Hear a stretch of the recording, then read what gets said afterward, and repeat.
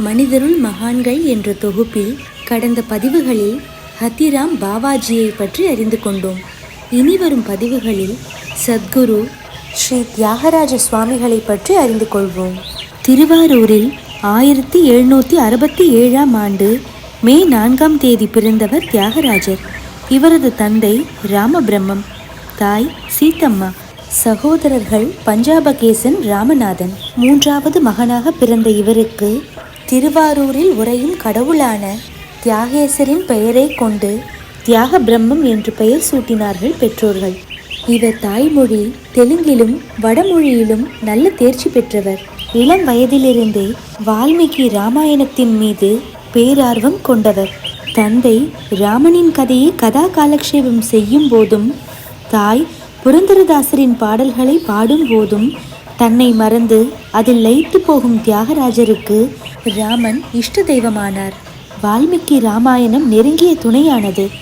ராமன் எப்போதும் அவருடன் வாழ்வது போலான எண்ணம் இருந்ததால் சக மனிதனோடு பேசுவது போன்ற பாவனையில் தன்னுடைய விருப்பத்தை நிறைவேற்றும் நண்பனைப் போலவே அவர் ராமனை பார்த்தார்.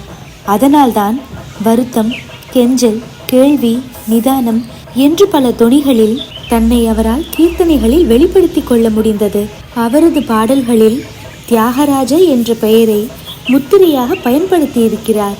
இளம் வயதிலேயே தந்தையிடம் ராமதாரக மந்திரமும் ராமகிருஷ்ணானந்த யதீந்தரிடம் ராம ஷடாக்ஷரி மந்திரமும் உபதேசம் பெற்றார். திருவையாறில்தான் தியாகராஜர் வாழ்ந்து முக்தியடைந்தார்.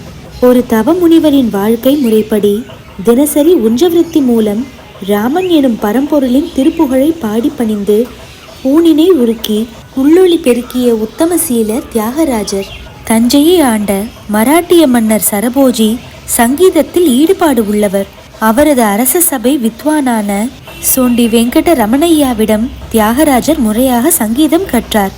தியாகராஜர் பாடிய முதல் பாடல் நமோ நமோ ராகவாய என்பதாகும். அடுத்த பதிவில் சோண்டி வெங்கட ரமணையா தியாகராஜரின் சங்கீத திறமையை எவ்வாறு வெளி உலகுக்கு அறிய வைத்தார் என்பதை பற்றி கேட்கலாம். அதுவரை ஜெய் ஸ்ரீராம்.